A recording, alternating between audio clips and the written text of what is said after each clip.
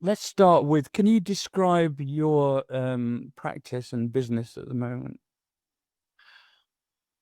So what my business? Well, or your personal stuff, or what Yeah. you're up to, basically. Well, there's I mean, just to be clear, so there's obviously two parts to what I do. One is my creative musical synchronization house, sync licensing company, which is called Felt Music, and has a few different subsidiaries, sort of complementary kind of services that are tagged on. We've got Here, There, Everywhere, which is very much our kind of immersive audio division.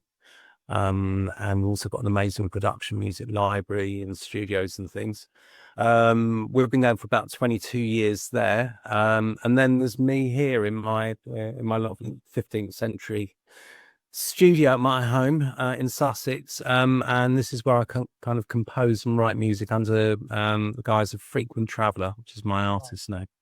Right, I listened to Frequent Traveller this morning, actually. Uh, Very interesting stuff. I mean, that was 2011, the album, was it? The First one, yeah. Yeah. It was interesting. It was a challenge, that one. I'd set myself a challenge on that because I was just commuting backwards and forwards on the train every day, and I realised I hadn't written any music since I started Felt, and I was really frustrated. And I had a young family at home, and then obviously working sort of day and night as well. And I thought I really want to write another album. And I had this brainwave one day that I was sat on this train for an hour each side of the day, and I had a laptop and I had a small M audio keyboard and a pair of headphones. I thought, well, I'll write an album on the train. I'll do an hour in the morning. Set myself a ground rule that I wasn't allowed to work on it any other time other than train times. So those train times became things that I really look forward to every day.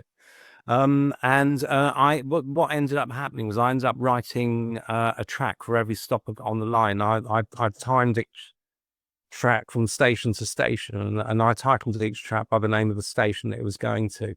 And the interesting thing was, obviously, when you leave London, you've got Clapham Junction, East Croydon. They're very kind of urban places. So a lot of the music on that side of things was very electronic. It was quite hard, maybe a bit grim, pulsating, and everything else. And then as you get into the countryside, it all became a lot more kind of pastoral and organic. Holly.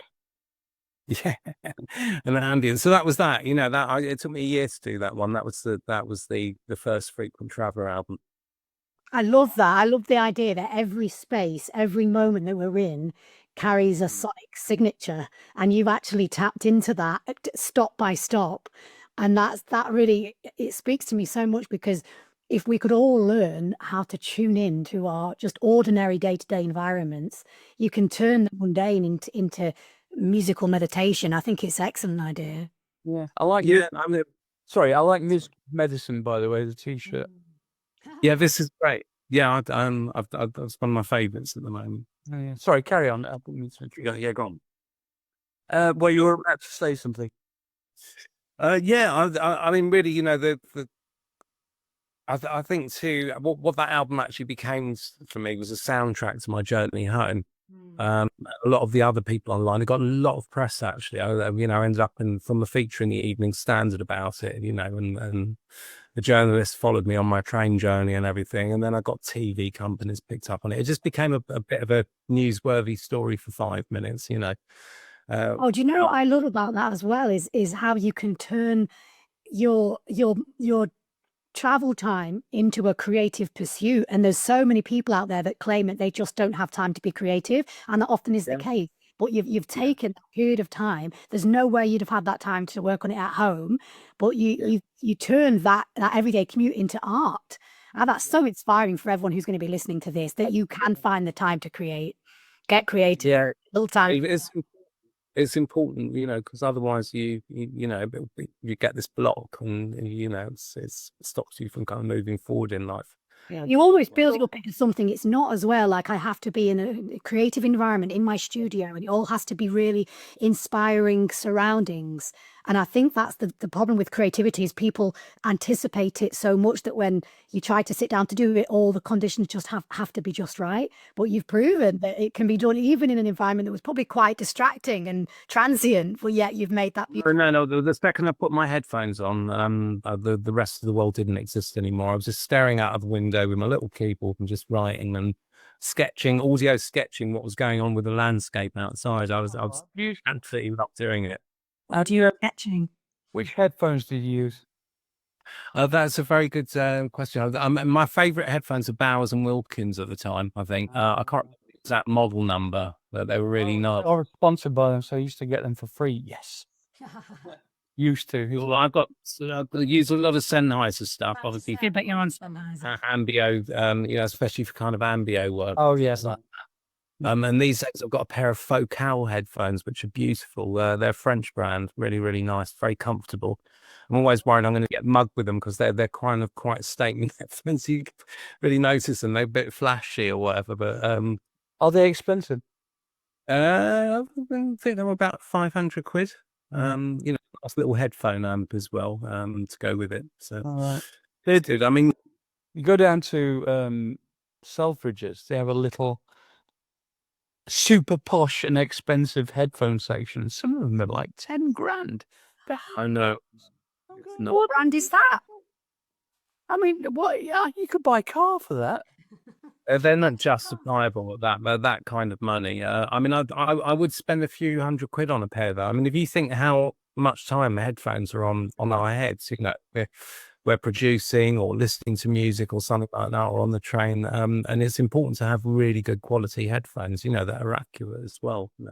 I'm so glad you asked that question, Martin, because I was going to ask that too. My birthday's coming up, and I was going to ask for a pair of really good headphones.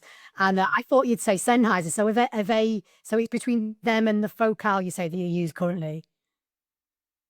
Yeah, I mean Sennheisers are great. They're really good. I think they've just brought out a new pair that are the most accurate ones for mixing Atmos mixes as well. Because the problem with when you mixing with headphones, if you're doing spatial mixes, you're doing binaural mixes. Yeah. And I had attempted to do an Atmos mix when I first got the Logic upgrade with Atmos on there. Obviously I didn't have the speaker set up in my studio, but I thought I'd try it out with headphones, just to see whether it works. And I played it back afterwards and it sounded hideous. Sounded great on the headphones, but not. But apparently Sennheiser have just brought out some new headphones that are very, very accurate to kind of speakers, monitor spacing and things as well. So, They used to I have don't know. they used to have spatial headphones, which were like the size of a small truck attached to your head, and I was like, with different speakers in different locations, and stuff. I'm not going to go down that path personally. Can I recommend, just to piss off Donald Trump, can I recommend some Chi-Fi headphones? Chinese hi-fi. Absolutely. But I've got some that I spent. They're called One Audio, ODIO, One Audio, and they cost about 60 quid, and they sound fucking incredible. Really? Yeah, stereo. No, they're not spatial or anything, but I can totally recommend those. Anyway, Okay. yeah, I mean, it's just it's an insider tip. I've been very lucky. I've been given lots of kind of different equipment and stuff, including Sennheiser and what have you. So I'm like completely agnostic about brand and all that stuff. It's just what it sounds like. Anyway, yes, let's go back to the very, very start. Tell us about you growing up and how you became interested in music. Right. Okay. Well, I mean, the kind of air guitar in the mirror, early days. Shamefully, probably listening to too many heavy metal records. I think in the early to mid 70s, I guess, and glam rock as well and everything. Yeah. I got into kind of playing guitar when I was at school. I went to a boarding school for a couple of years, and my housemaster used to be in the house band at the Liverpool Empire. And I walked past his study one evening, and he had this Les Paul, and he had some what was it, a copycat that Wem. Okay, yeah. What? And he was just playing these kind of Hank Marvels, you know, shadows type, sort of really twangy sort of things. And I kind of stuck my head round the door and saw what he was doing. And anyway, long story short, a few of us, he took a liking to us, and he taught us how to play guitar basically, and that's where it started. But I've never really counted myself as a musician. I mean, I'd kind of more count myself as a kind of a composer producer of music. I mean, I couldn't sit down and do a kind of a classical performance or something. So you're self-taught, are you? Yeah, self-taught, absolutely. Yeah. And yeah, I mean, I love making sounds. I love layering things. You know, I'm good with working out chord sequences. I'm great at producing other people. I really know how to get the most out of somebody in the studio, and I think that's kind of more my forte area than being a great player in my own right. What's your forte area, Cheryl? Helping people realize their own powerful high frequency, helping people switch on to the true expression of their soul through therapeutic sound, helping people to reconnect to the true essence of themselves beneath the noise and chaos of life. Ooh. Okay. I thought you were going to say penny whistle or something, but I can't play I'll play the penny whistle. I've got a couple of them, and I'm not very good. You'll have to talk to Tim for that. He's the flute master. he's the man, isn't he? Instrument, I would say, yeah, Native American flute. I love to play. I love to play the crystal bowls. Love to sing, bit of piano. I just love percussive. Love the shamanic drum. Singing and drumming is probably my favorite, with a load of women in the woods, medicine songs. What have you got against men? Women are so much more beautiful, more graceful, more elegant. I'm down with that. We're the best. Well, they are. I prefer working with women. I mean, Age of the empowered feminine is upon us, guys. yeah. I think I'm half woman anyway. Oh, everybody is. We're all half, aren't we? So okay, so you going back to this, Steve, you got encouraged at school. I mean, this is such a common theme amongst the people I've interviewed for my other podcast, that people are A, self-taught, B, had one particular teacher who took an interest in them and helped their artistic extemporization flourish. So tell us about your early bands, if you had any bands or anything like that. Well, I mean, actually, my early experiences, believe it or not, I actually managed a band when I was 18. You know, a band called Animal Magnet. Oh yeah. Yeah, who was signed to EMI. I was kind of quite a kind of a plucky sort of 18-year-old and found this band, really liked them. And I managed to get them on the Duran Duran tour, the first tour with Planet Earth and everything. I went up to the Rum Runner. I went up to the Rum Runner in Birmingham and met Paul and Michael Burrows, who were managing the band at the time. And I just said, look, got a great band. So they're, you know, the new band. Gave them a demo tape. They really want to get on the tour. And they loved the demo. It was a track called Welcome to the Monkey House, which kind of they did really well with. They ended up getting signed by EMI afterwards, who were Duran's label as well. So it all worked out really well. Yeah, and I kind of started there. And really, for me, my kind of early kind of musical kind of inspirations was hanging out in the studio with them when they were making their album. They were being produced by Vic Coppersmith Heaven, who did all the early jam records, and he did Turning Japanese and things like that. He was an amazing record producer. And, you know, he'd hire in like about 15 different mics and try each one on the snare drum. And he'd spend hours just, you know, miking air holes and doing this and doing that. And I just got fascinated just kind of watching how sound was made, you know, how many different ways you could kind of mic a snare drum and how you could work with ambiences and things like that, right the way through to, you know, the final mixes when they were mixing the album. And I just, the journey was just so inspiring to me to see how that went on. That kind of inspired me to start making my own music afterwards. And of course, those days we talked about, you know, being able to write an album on the train with a laptop and a pair of headphones. Amazing. In those days, you could never do that because you had to go into a big recording studio with Yeah. a proper mixing desk and big monitors and everything else. And unless you had an A&R man that was interested in you or a rich uncle, that was never ever going to happen. You know, that's just how it was. Speaking of turning Japanese, that was the Vapors, right? That's right. Yeah. It's the only major hit I know of that is based on masturbation, which is quite interesting. How's that? No, it is. I know it's a bit of a... No, I didn't even know it was about that. Do you not know about that? There you go. No, there's something new every day. It's a trope, you know, this idea of when you're about to come, your eyes narrow. It's like wrong in so many different ways. Simultaneously insults Japanese, it's rude. Now, this is from one of the... I had no idea. It's from one of the bands who Yeah. said, by the way. Everybody thought it was just, why are they turning Japanese now? We're still talking about Animal Magnet here. No. What band sang that? Oh, the Vapors. Oh. Anyway, it was written about masturbating so much they spelled it out in Japanese. Right. I think I'm going to have a listen to that again as soon as we excuse me. Anyway, that's the end of this episode and the entire podcast. Okay, no. So what was your big break in production?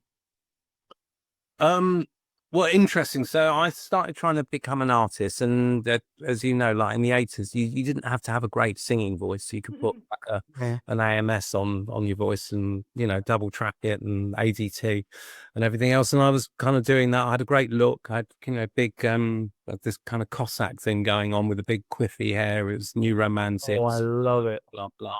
It's Just the artwork. Pictures. And I was producing these really elaborate demos, kept seeing A&R men, and I got the same thing back from everyone, is that basically nobody was really into me as an artist or liked my voice, but everyone loved my productions. So they started asking me to produce new acts that they'd signed and things. And then I just slipped into record production. Early stuff that I did, I got to work with bands like the Pet Shop Boys and Kim Wilde and Imagination, East 17. I was about 8 years old when they came out. I loved it.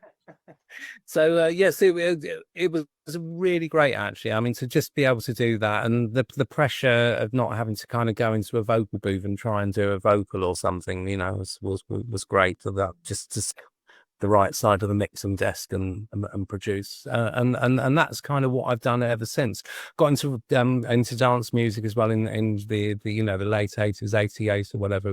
Was started going down to Shum, got very into house music, and started producing house records, which became very popular. I was kind of with, you know, the Boyzone a lot and things, and then that led into kind of writing house anthems for TV, for sports programs. I did pretty much everything on BBC Sports for about 4 years, including the Atlanta Olympics.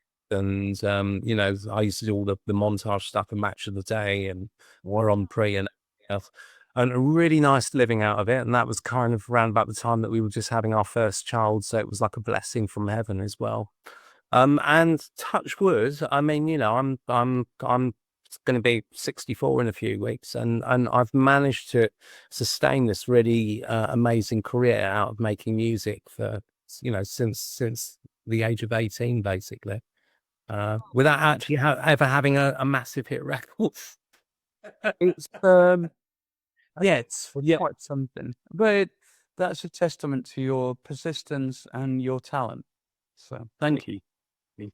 never mind. We're not going to skirt over your productions. What do you do for Pet Shop Boys? Well, that's a very interesting story. Tom Watkins wanted me to produce this band that he had just signed to EMI. And it was an album, and there was some contractual problems. I can't remember what was going the ins and outs of it, but it was a contractual thing and budgets and everything else. Anyway, the album kept getting put back. And I was kind of quite used to being messed around in the record industry at the time. It was just like one of those things. You just had to be very patient and everything. And they said, "Oh, listen, do us a favor whilst you're waiting. So I've got just signed this new band. It's a singles deal thing, and we've already done the A side, but I need a B side on it. He said, "Would you do it?" And I said, "Well, how much are you going to pay me?" Because I just finished doing Imagination, and I didn't get paid like $2 bob. I've been in the studio for nearly a year with them. Oh no. I said, "I want money." I said, "I want money for this," and he said, "Well, look, I can't really afford to pay you much cash, but I'll give you a royalty on it." So I said, "Well, I really want some money." They said, "Well, look, what about if I give you a couple of £100 and you can have a couple of points on the record?" And I said, "Well, what are the band called?" And he said, "Pet Shop Boys." And I thought, Pet Shop Boys, they're never going to amount to anything. No. Name. Terrible name. And I said, "I'd really sooner have the money." Anyway, Tom begged me and he said, "Look, take the 2 points, please. You'd be doing me a big favour." I took it, and it was the B-side of West End Girls, and it went to Oh my God. well. Amazing. So from having nothing, I spent a couple of days in the studio kind of producing this record with them, and it went to #1 everywhere. So, Wow. there you go. Yeah. I love that story. Awesome. That's so cool. All right. Thank God you didn't take the session fee then in the end. I would have been pretty pissed off if that would have happened, I think. Yeah. Yeah. Tell us about Talk Talk, because I really like Talk Talk. I thought Yeah, I remixed Living in Another World. I did like a house version of that with that. They released a remix album, a house remix album, and a few different remixes were lucky enough to get their hands on the multi-tracks, and I had Living in Another World, which was absolutely a beautiful track. The amazing thing, when I got the multi-tracks over, they'd been done at Zomba. Do you remember Zomba Studios? yeah, I do. Yeah, and they literally turned up in a truck. There was this one track, and I think they must have had about 10 2-inch reels or what. God. We literally spent a couple of days just kind of going through all the reels, and I had my S3000 sampler there, and was literally just sampling off bits that I wanted to use and kind of creating a track around it. But I mean, to say production, they were probably in the studios for about 2 years making that album, and they'd done so many layers and everything else. Obviously, a lot of it hadn't made the final mix. It was just great to go through all these different guitar parts and synth parts and things like that, and just kind of pick my own bits for the track. Yeah, I've still got when Red Bus, obviously. That's, Yeah. you worked in it with Imagination there, possibly. That's right. Yeah. Sway Madoy, right? And I was a big fan of Imagination as well. And when they had a big clear out at Red Bus, and I did a lot of my BEF stuff down there, a lot of my productions down there. And they said, "We don't want to store your multi-tracks anymore. Do you want them?" And I went, "Well, what am I going to do with them? I don't own the rights to a lot of them. I did to the BEF stuff." So I took them, and I've still got them. I've still not digitized them. I've got half of a big storage unit full of 24-track multi-tracks, which haven't been baked or anything. Yeah. So I'm still wondering. So if you know anybody who can do me a deal on digitizing some 24 tracks, give me a shout. Well, obviously bake them first, and then Yeah, no, of course. Yeah. But, yeah. You should definitely get it done, though, Martin. I mean, my God, you've probably got a couple of new albums worth of material. Well, all the kind of second volume of musical quality and distinction with like Shaka Khan and Tina and maybe Staples and Green and I mean, Shaka Khan we did 14 takes with a live band, so that Wow. You could do an album out of what. Yeah, no, God, absolutely. Oh yeah, got to get that music out there, Martin. Love to. Yeah, it costs money to do all that. Anyway, back to the plot. So I want to know about E17 and MC Hammer. And MC Hammer was another remix that I picked up. It was the Addams Family remix, because he did the theme tune for Addams Family. Oh wow! the film, right? Yeah. And I remixed that. I did a Hammer House of Horror mix. It was a club house mix, Hammer House of Horror. Brilliant. Right. And that was that. What was the other one you said? E17. Yeah, my favourite band when I was in primary school. Yeah, so I was managed by Jill Sinclair and Sam at the time. Oh, Which was great. So they got me the gig. Again, that was another one with Tom Watkins. It was his band. He was one of those amazing managers, pop managers, with the Midas such. And they'd just been signed. I think they were signed to London, if memory serves me right. And we were working at we were producing at Psalm East for the most part. Psalm's original studio, small studio and everything, because they were all from Walthamstow, so it made sense to be up east and everything. And they were funny. I mean, they all looked like, apart from Tony, he was kind of quite tall. The others were all quite short, and they had kind of big baggy trousers and baseball caps, and they had their mascot. They had their mascot dog as well. And they'd all kind of rock up in this car in the morning, you know, and the John, that I don't know, I'm not actually sure what he did, John. He was one of the vocalists, I think. Yeah, it wasn't the main guy. He'd always walk in the morning with the the back speakers on the back shelf behind the back seat. It'd be like a surfboard, and he'd kind of walk in like that, and they'd have this big strip of speakers on there with a thing. And then they had this little ritual. They all had a pack of 10 number 6 cigarettes, because they weren't rolling in it at the time. They'd literally just been signed, and they'd do this whole kind of routine with the pack of 10 and go, fag me, and then everyone have that. And I wasn't smoking. I said, no, it's right, I've given up like that. But they still did. The whole month I was there, it was always like, fag me. Went on. But they were great though. They were just really excited to be in the studio. They, things were just about to happen for them. I think House of Love had just kind of, their first big hit record would just starting to happen. That was the first time they were on Top of the Pops, I think. I remember thinking, those bastards have nicked our name nearly. Oh my God! Yeah, let's make that now. My God! I know it's because he came from so it's they were pretty close, isn't it? Yeah, you're close. I mean, the good thing is I got great session players, and they weren't really musicians. They were more, they were a boy band. They rapped. So I had a really good budget, and I got some great players in, and it was good fun working with them. Really, really good fun. I enjoyed that. Yeah, and everybody in the House of Love, one love. I bet you learned the dance routines and everything, didn't you? And you're used to everything. So moving on to, I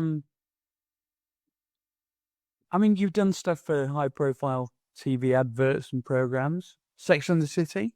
Yeah. Yeah, there's a story 6 there. Feet Under. Yeah, that one too. Yeah. Wow.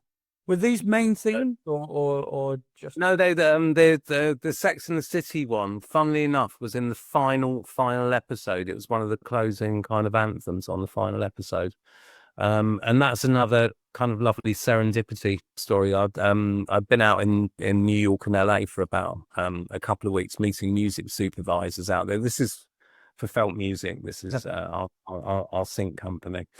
We were in New York, and I don't know how I got invited to this, but we were at the rap party for Sex and the City, because they'd just done their last episode and everything else. And I was sat with the music supervisor. I just bought myself some new headphones that day. That's right, as well. So I had these new headphones with thing, and I was sat with the supervisor, and it was like a theme. It was a theme bar, so all the waitresses were going round in dressed as air stewardesses and said, "Hi, my name's Pam. We're going to be serving cocktails tonight from different places." And when we announced the region that we touched down in, so obviously when they went to Mexico, the tequila, like you get the Moscow Mules came out, and so anyway, so I think by the time we got to Russia with the Moscow Mules, I mean, everyone's just completely hammered.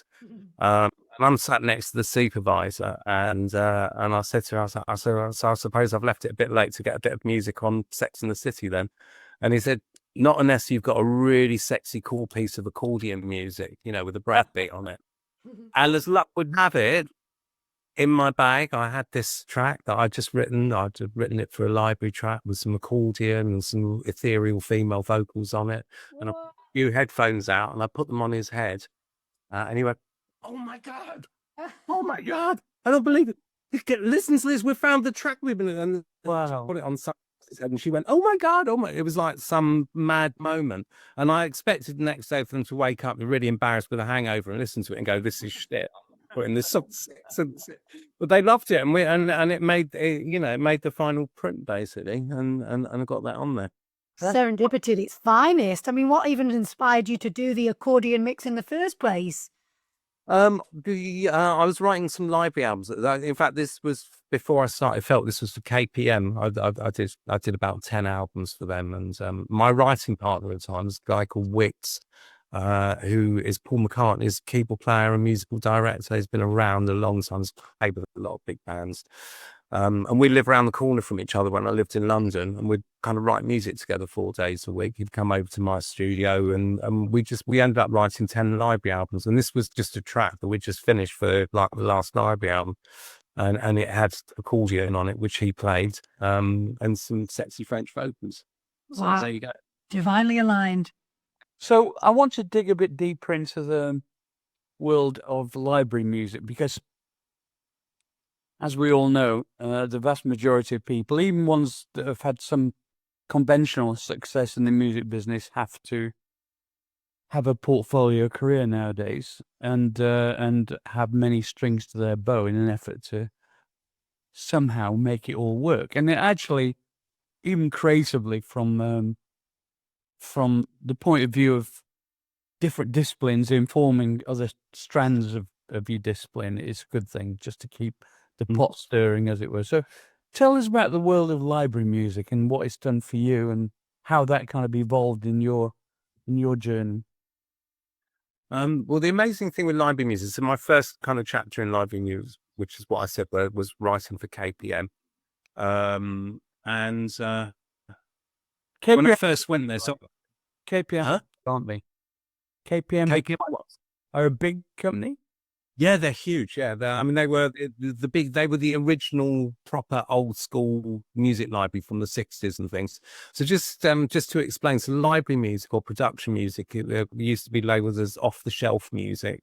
So if you wanted to license a Heaven 17 track or something like that, you'd have to go through multiple rights holders, publishers, labels, artists. Everyone would have to agree. They would have to agree ethically whether they were happy with it to go on the context of what it was being used for, blah blah blah. It can be complicated, and a lot of times really, really expensive as well.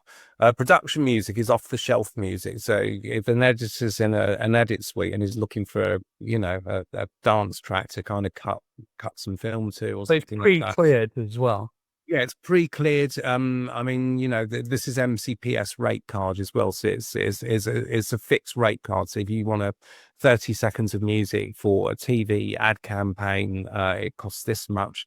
If it's for an online film, it costs that much. So everything's got a price to it. Yeah. And it's very popular. A lot of people use library music. And KPM are probably one of the biggest kind of old school libraries at the time, and I was very fortunate to have got in with them. I got in just after I'd done the Olympic Games theme tune, and they commissioned me to do an album. And I remember Peter Cox, the guy that ran it then, he said to me something that's always resonated with me. He said library music is like a locomotive train. It said it takes ages and ages and ages to build up momentum, in terms of money and things like that. But when you put the brakes on, it takes forever before it comes to a grinding halt. And you're absolutely right. I mean, I'm still earning really decent royalties now from KPM records that I wrote over 20 years ago. They don't really have a shelf life. They get discovered by different tracks, get discovered by different people and used for different things. It's quite random. How would people get into that world? Into library music? I think it's a natural progression for a lot of kind of artist producers to kind of wander into that. As I said before, Felt Music, we've got a great production music library, which we started building probably about 10-15 years ago, I think, originally. I would say the early foundations of it were very, very much came from kind of like real artists that I started working with, who wanted to get into the world of kind of TV and sync and things. And it's great. We've got music from all over the world, all different genres, styles, and everything else. And it's just great to be able to kind of pick up these extraordinary musicians and players and things, and just say, yeah, go away, and I really love what you're doing, go away and write us an album.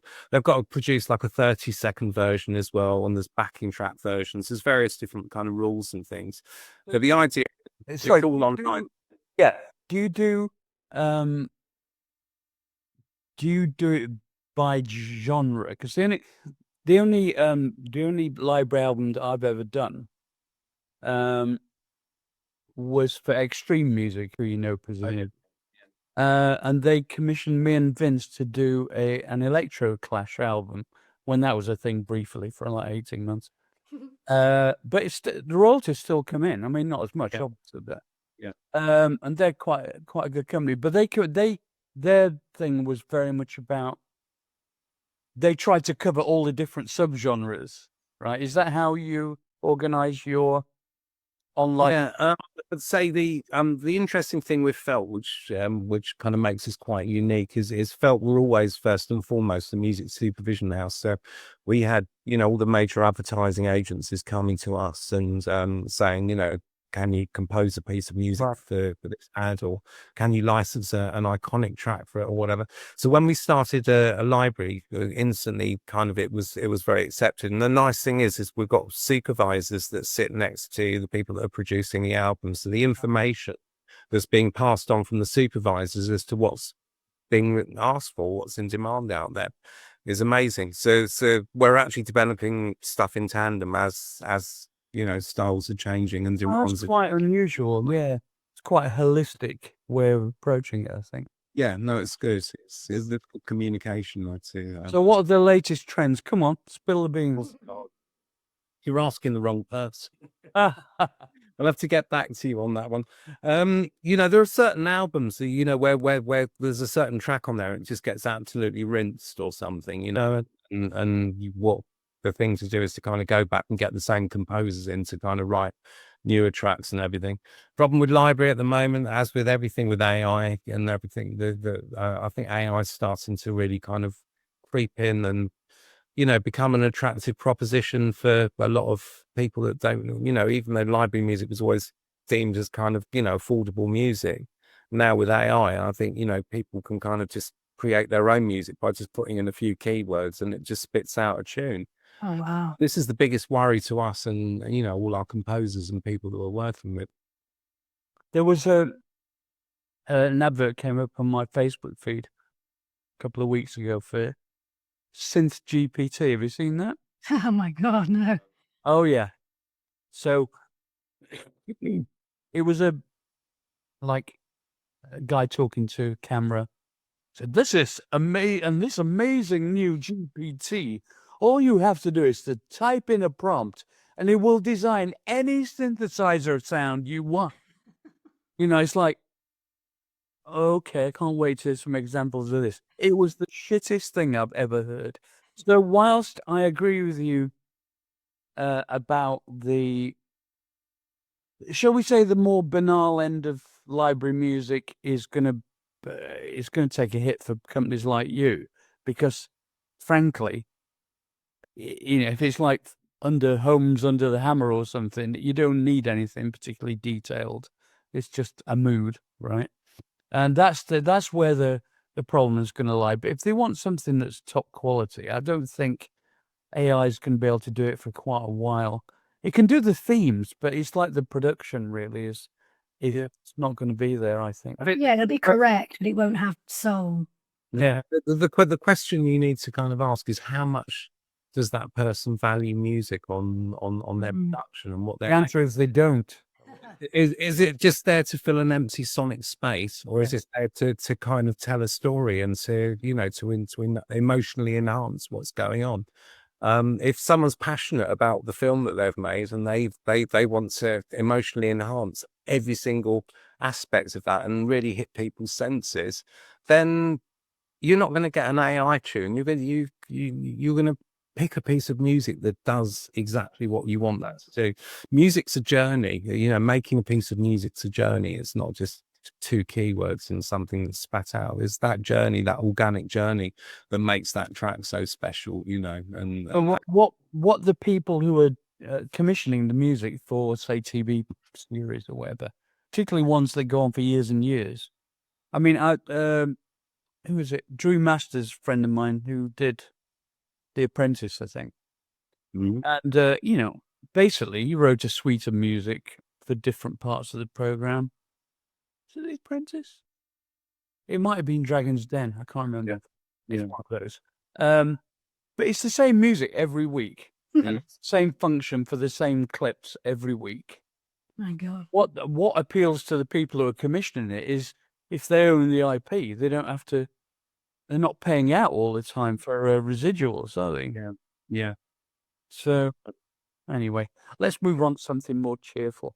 I'd love to know more about your immersive binaural experiences because that to me is so inspiring. Exploring the experiences of people who are listening on a much deeper level, and some of your more recent work now, you're almost designing sound for the nervous system and helping create these portable sonic sanctuaries for people Mhm. beyond something that's just entertainment. You're now going deeper into this almost sonic acupuncture in a way, because you're now designing more aligned music, aren't you, for people in certain spaces that might create high stress environments like planes or somewhere where people can be in a transient experience, but yet can go into this zen den of themselves through sound. So I want to know more about that, because that's more of your recent work, isn't it?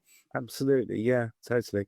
Before I get into that, just to say, you were talking about planes and things like that. We do actually have, which is amazing, a contract with IAG Airlines, who they're part of their airline fleet is BA, and they've got the probably one of the biggest independent airline companies, Iberia and things like that, and designs its very own immersive audio channel called Music for Headphones, because I mean everyone on plane listens to sound on headphones anyway, so binaural just seemed to be such a great opportunity to kind of build a kind of a suite of amazing kind of binaural tracks through Music for Headphones. Then started developing kind of more medicinal kind of sonic vitamins and things through binaural beats. Tonic vitamins, love that. Yeah, it was just like a kind of like a traveler's toolkit whilst they were on on a plane, you know, to kind of either prep for where they're landing, if they wanted something cognitive, that they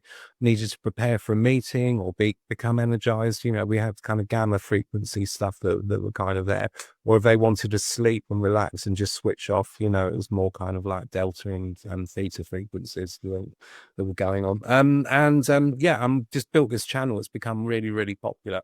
I actually get fan mail from people on there, which is great. What's the channel on, Steve? What is it? It's called Music for Headphones, and it's on you know, any flight you take with British Airways, Iberia, Lufthansa. Is it on is it on the internet at all? Yeah, it's on. I don't know. I don't think so. It's on their entertainment set. You know, when you're on music around with their entertainment thing, it's on there.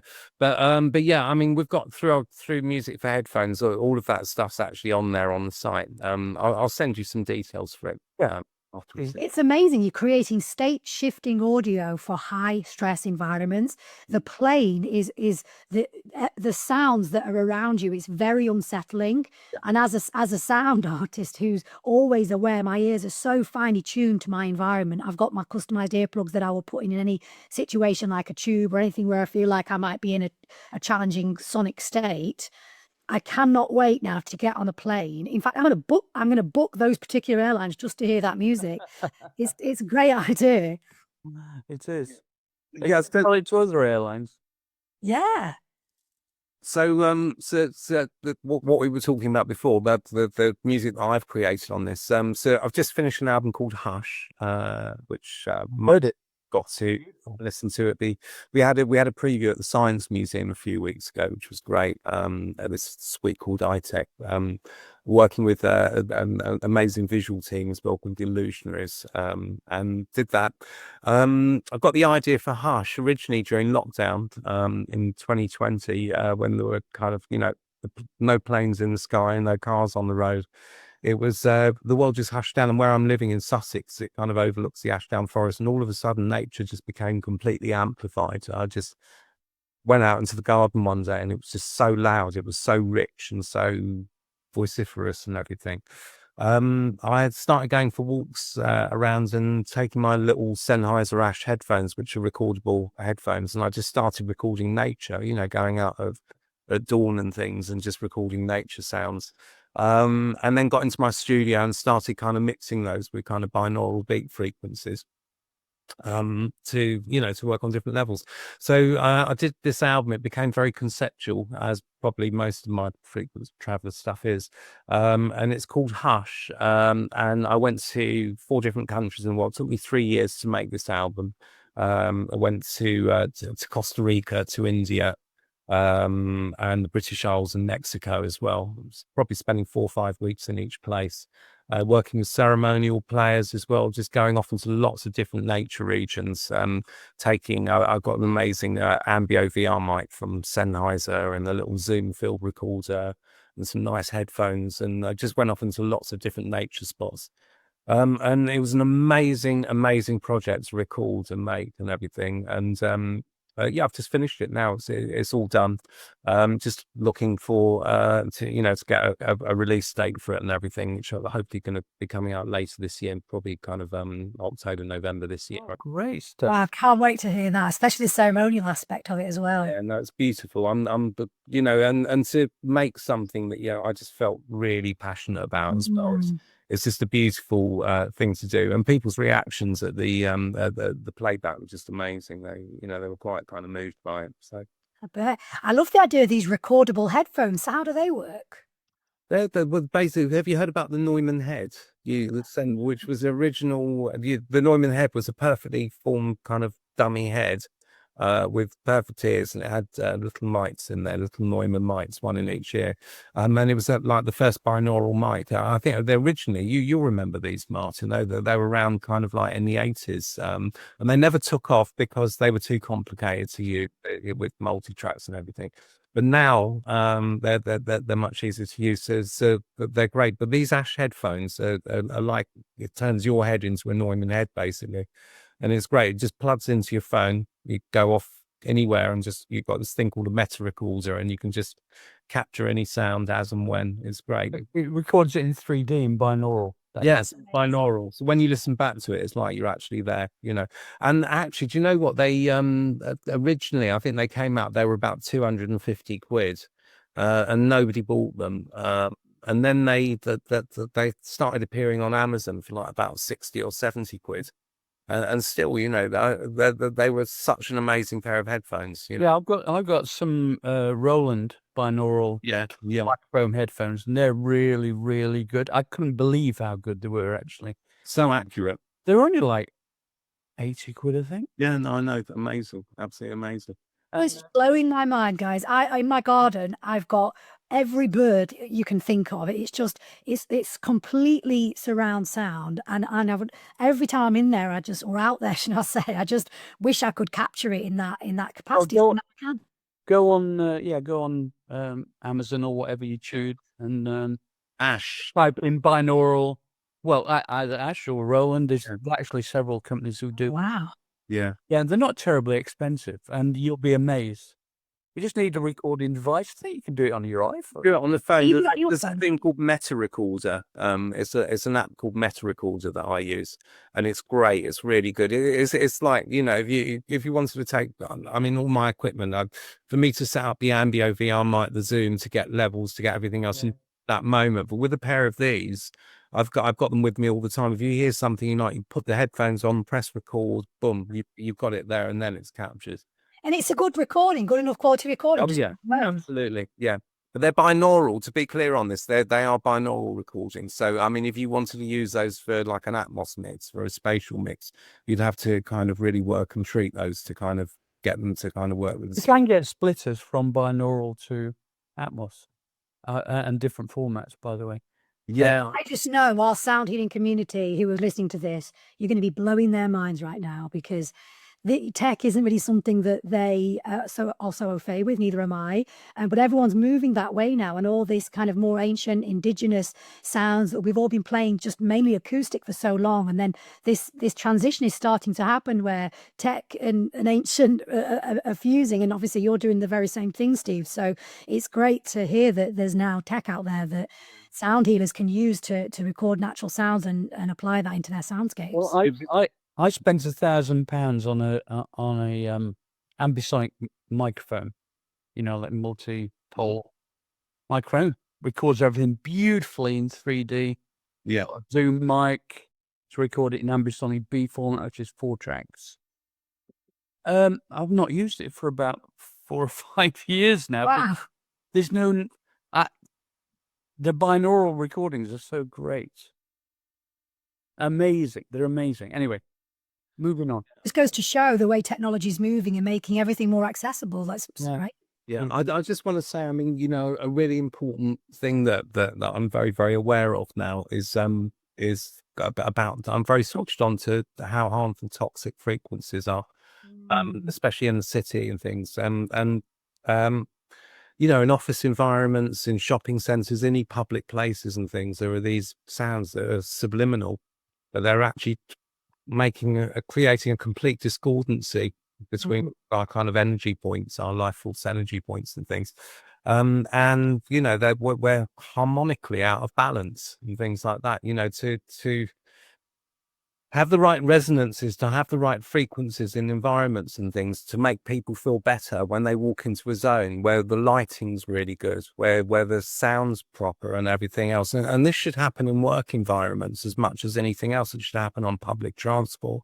It's important, you know, and there's just no attention or no concern to this whatsoever, and it's getting worse and worse and worse. You know, EMF radiation as well, all these electronic devices that we're carrying around.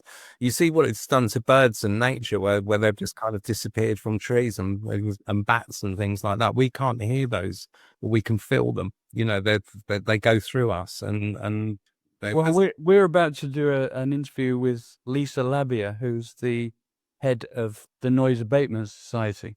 Oh, great. I've done a couple of projects with her before. She's really switched on to all this. So you should, when that comes out in about a month, you should have a listen to it. I will definitely. Basically, what this podcast is about joining the dots. All the things, we've all got common interests. We have all discovered things semi-accidentally through our practice with the years, and we're passing on this wisdom to other people. But the way that our knowledge multiplies by different practitioners coming together in a very, you know, not a hippy dippy way at all, in a very practical, results-based way, I think will be the greatest legacy of this podcast. So, well, I doff my cap to you for doing this, guys. It's amazing, really, really amazing. Fingers crossed it'll turn into something significant. Martin, everything we touch turns to gold. Have no fear. Oh, yeah. I'd love to know, Steve, what through all this, because I agree there's so many toxic frequencies all around us, and that's partially why I moved to the countryside recently, just to create a little bit of space from that. Have you come across any, what would be your advice, I guess, for our listeners, frequencies we can listen to, or just environments we can put ourselves in where we can help to rebalance and recalibrate from all of this toxic stress? That's a very, very good question.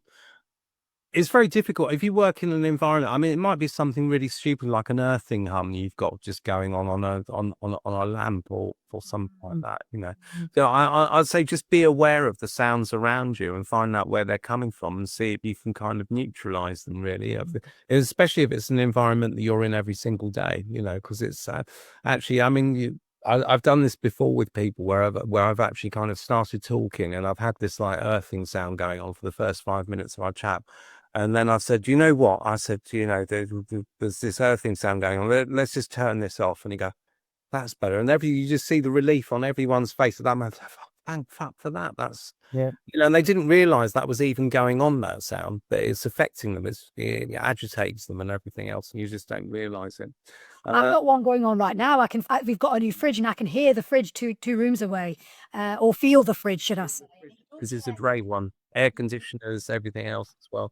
I think it's interesting, like listening to some of the new kind of electric cars out at the moment.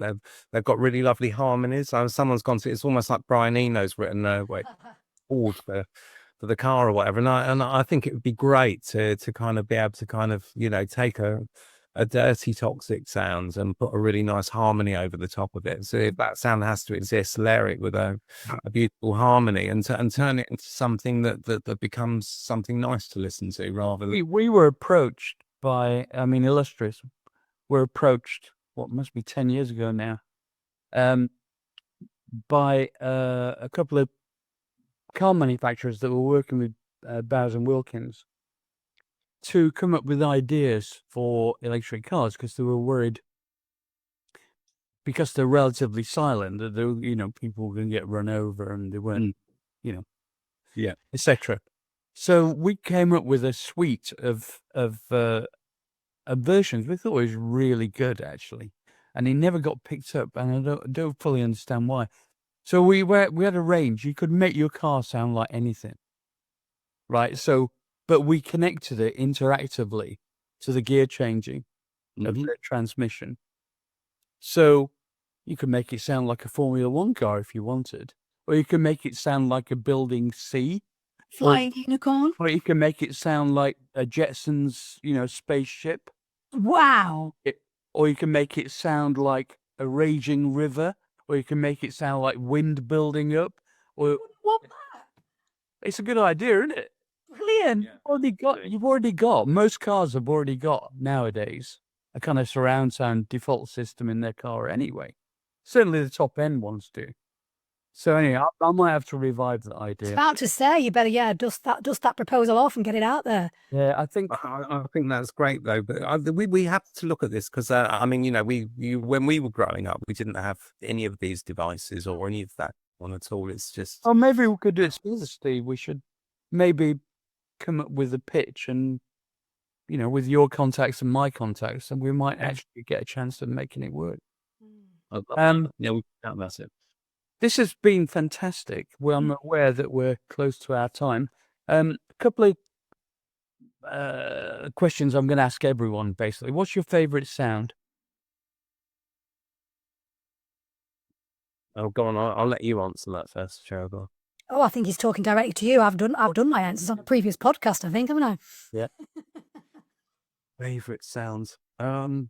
Or one of I'll them. tell you what. All right, okay. I'm going to get a bit sentimental. And my favorite sound was my dog Tiggy. She had such the energy, and we were away a couple of weeks ago, and sadly she passed. Oh no!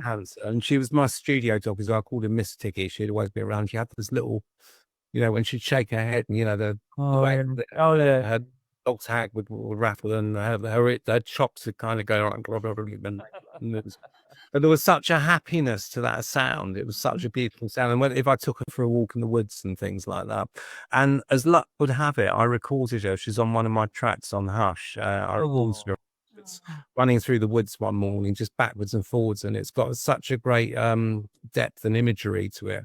It made the final. When I listen to it now, it just puts a big smile on my face. Fun tribute. It's an out on the album. Yeah. What's your favorite? Who's your favorite composer?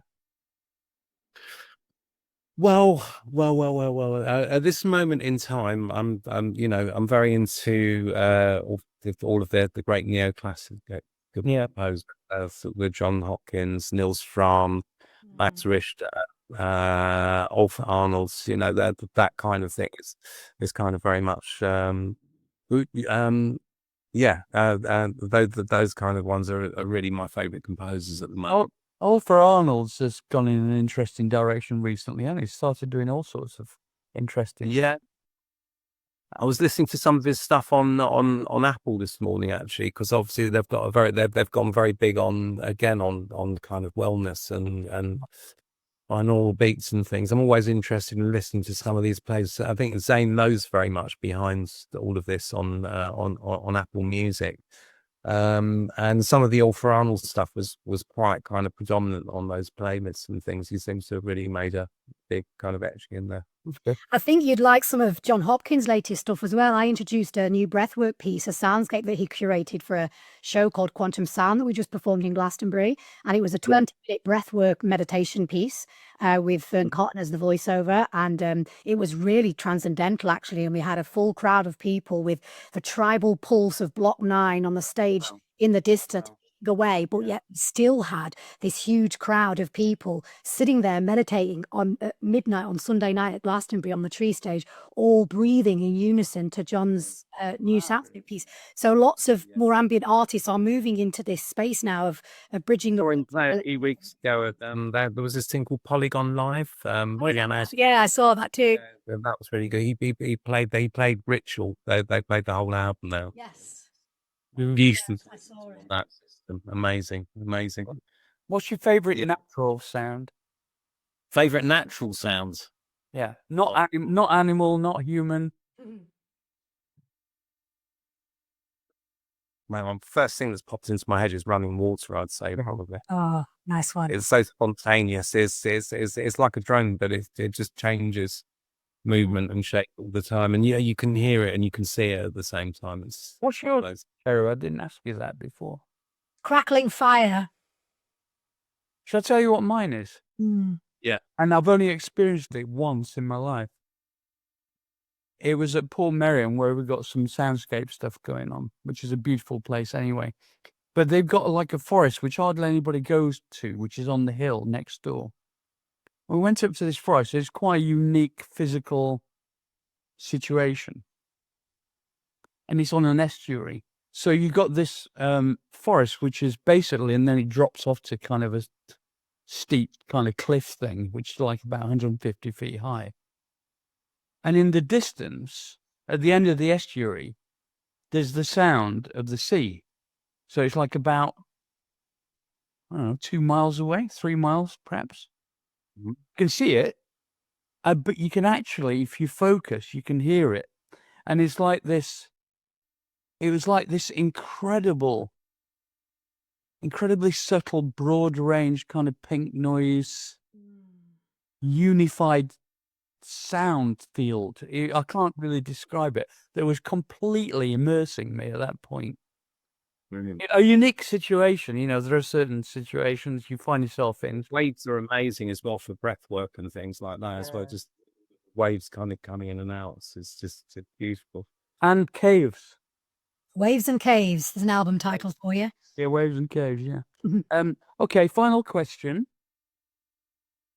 Who do you think is the most visionary? What's a one to watch for composers, do you think? Who do you think is the most visionary kind of writer, composer? It could be a pop artist, I don't know, a rock artist. Or it could be a contemporary classical, or what from now, at this moment in time. What's your tip for the top? Even if they're not the most famous now. Oh, do you know what? I wouldn't have a clue how to answer that. There's stuff that I really love, that I really like, and everything. I really love people like Max Cooper, and as I said, I'm very, very much kind of focused on that kind of area of sound music at the moment. So it's very difficult to kind of, I'm not in that kind of. Oh no, position. I'm always trying to. Yeah, I'm always trying to find. It's getting more and more difficult to find things that are truly kind of out there. Yeah. There's not the landscape left. But I think final thing. You're wearing a T-shirt that says "Music is medicine." Mm-hmm. Do you think it's going to be more officially recognized in the future? as medicine. Absolutely, it absolutely is. I think people are becoming more and more aware of this. You know, what you're doing, Cherub, you know, sound baths and sound healing and things like that is very, very popular now. I think binaural beats are starting to catch on as well. I think, you know, I mean, the attack music is medicine. I think has always been the case anyway. You know, even if it was like a house record in a club one evening, that's medicine to, you know, make you happy and release endorphins and energize you and everything. So sound is such a powerful thing. And used in the right way, it is medicine. It is, as I said before, it's a sonic vitamin. It's something that should be ingested on a regular basis by everyone. And I think it would make the world a much happier place. Okay, final question. Cool. Right, go. Transcend. What's your most transcendental moment you've ever had with music or sound? I mean, there must be a moment where you thought, it doesn't get any better than this. Well, my favorite thing in the whole world, I suppose, that's ever happened with music, because you know, you can spend. I talked about. I've been making this album for 3 years and everything, and when something's released, you don't have that moment and of fans going, "Wow, this is amazing." Unless you're a live player, obviously, if you went on tour with the album, then yeah, you get that back. For me, I don't. I've never really kind of had that experience. I've kind of produced things and put them out. But the one thing that I always remember that I really loved the most was when I was kind of making house records, and you know, you were on the floor and you know, Weatherall dropped your tune and put it on, you know, Saturday night, and we're just kind of coming up on a pill or whatever, and you just like, well, your mates were there and they all knew it was your tune and they were all dancing and you know, just having that coming back at you, that feeling of just being so proud and just, Yeah. you know, one kind of coming up and giving you a hug and saying, "I fucking love this tune, man, it's wicked," you know. That to me was the big Babylon moment, and I don't think anything else has kind of quite touched that in the same way. No, it literally doesn't get any better than that. What a moment. That's perfect. Go on, Barry, pull your finger out and do some music. Hey, there's plenty of time ahead of me. I'm only just getting started. Yeah. All right, That's great. Definitely. Good. that's it. We've done it. Brilliant. We're on. Episode Now. 2 or 3. I don't know which one it's going to be yet, but thank you so much, Steve. And we should have a think about that car thing, actually. Yeah. No, let's Stefan chat about it. I've got some ideas on that. We should definitely talk. Thanks, Cherub. Thank you, guys. Love that. Learned so much. I'm going to go and buy a load of headphones now. Bye. Bye.